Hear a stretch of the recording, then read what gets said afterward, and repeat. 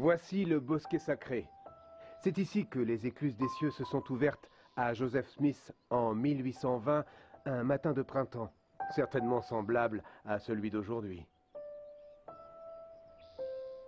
Dans ce bosquet, le Père et le Fils sont apparus en réponse à la prière d'un jeune garçon. Et les cieux sont toujours ouverts, pas seulement aux prophètes, mais à tout le monde. Vous aussi pouvez recevoir la révélation personnelle, communication directe avec votre Père céleste. Toute révélation est donnée par l'intermédiaire du Saint-Esprit. La plupart du temps, elle se manifeste sous la forme d'un sentiment, d'une pensée ou d'impression. Vous êtes-vous demandé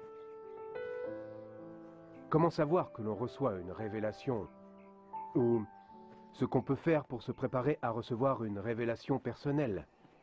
Pour trouver une réponse à ces questions, observons un épisode de l'histoire de l'Église pour voir comment notre Père Céleste a utilisé la révélation pour communiquer avec l'un de ses fils, Oliver Cowdery. Bonjour Lucie, comment allez-vous aujourd'hui? En 1829, Oliver Cowdery est venu à Manchester, dans l'État de New York. Il était instituteur et à cette occasion, il a pris pension chez les parents de Joseph Smith. Bien, heureux de vous voir.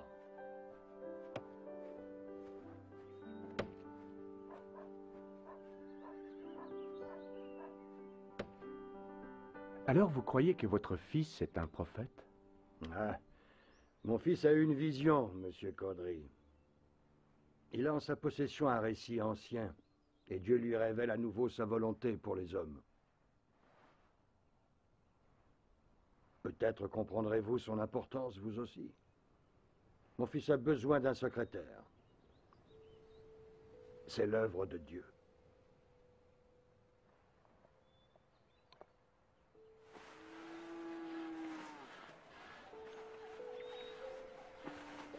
Monsieur, Oliver? ce que vous m'avez dit, je ne peux pas nier plus longtemps ce que je ressens.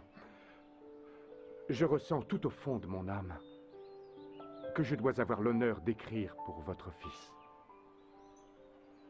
Alors vous devez prier Dieu pour lui demander ce qu'il veut que vous fassiez pour son œuvre.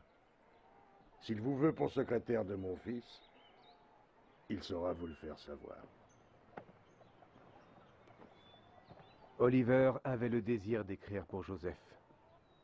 La révélation nous est rarement accordée avant que nous ayons le juste désir de connaître et de faire la volonté du Seigneur. Ensuite, le Saint-Esprit a incité Oliver à faire ce que le père de Joseph avait suggéré. Oliver a obéi à ce sentiment et prié pour savoir ce que le Seigneur voulait qu'il fasse. Notre Père qui es aux cieux.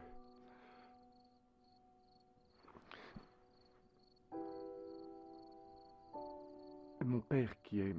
Oliver a reçu une réponse à sa prière et il est devenu en conséquence le secrétaire de Joseph Smith. Cependant, je ne sais pas toutes choses, mais le Seigneur connaît toutes choses à venir. C'est pourquoi il me pousse à agir selon sa volonté.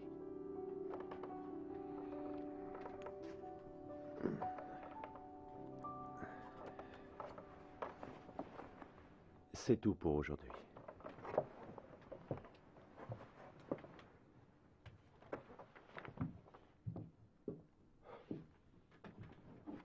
Joseph, qu'est-ce que le Seigneur attend encore de moi? Peux-tu prier le Seigneur à mon sujet?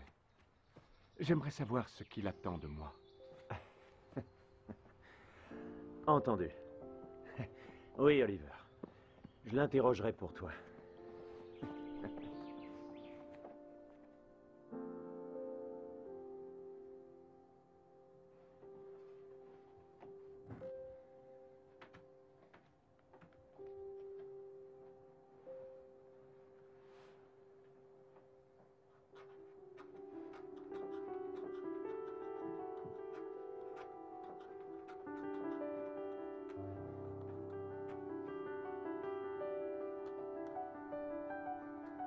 Voici, Tu sais que tu m'as interrogé et que j'ai éclairé ton esprit. Et maintenant je te dis ces choses pour que tu saches que tu as été éclairé par l'esprit de vérité. Reporte-toi à la nuit où tu m'as invoqué dans ton cœur afin de connaître la vérité de tout ceci. N'ai-je pas apaisé ton esprit à ce sujet? Quel témoignage plus grand peux-tu avoir que celui de Dieu? La paix est une forme de révélation personnelle. Il y en a beaucoup d'autres.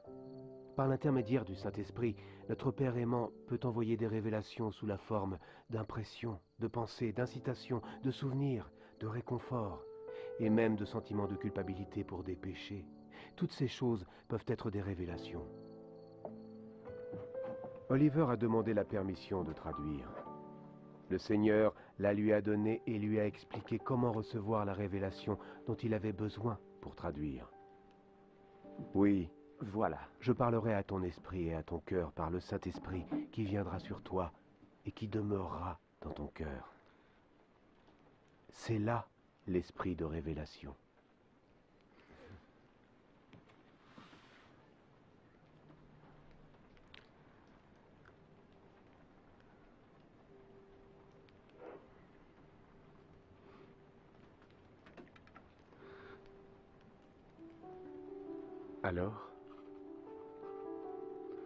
Alors, les enfants... Non, non, attends. Ce n'est pas correct.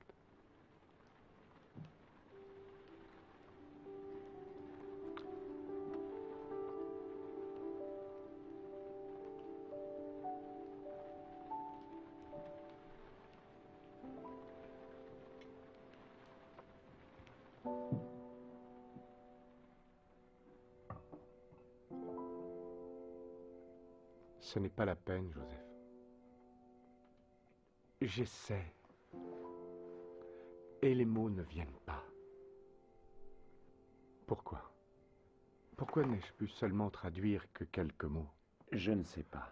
Ai-je péché? Peut-être est-ce que je ne comprends pas ce qu'il attend de moi?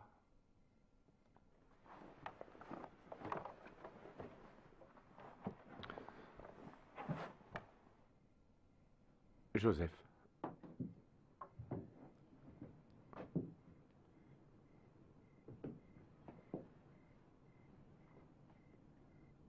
Veux-tu bien prier encore pour moi? Oliver, comme beaucoup d'entre nous, croyait que la révélation lui serait donnée sans effort de sa part. Par l'intermédiaire du prophète, le Seigneur dit à Oliver, « Voici, tu n'as pas compris. Tu as pensé que je te le donnerais tandis que ton seul souci, c'était de me le demander. Mais voici, je te dis que tu dois l'étudier dans ton esprit. Alors tu dois me demander si c'est juste. Et si c'est juste, tu sentiras que c'est juste. Mais si ce n'est pas juste, tu ne sentiras rien de la sorte. » Dans la section 6, notre Père Céleste définit ce que nous devons faire pour recevoir la révélation. Nous devons demander, frapper à la porte avec ferveur et poser des questions. Nous devons y réfléchir et faire des efforts. Si vous ne posez pas de questions précises, comment pouvez-vous attendre une réponse du Seigneur? Quelle que soit la forme de la révélation, un sentiment, une pensée, une impression, des mots, même une vision, si des désirs justes nous animent, et si nous sommes prêts à demander, à chercher et à poser des questions, notre Père Céleste nous révélera sa volonté.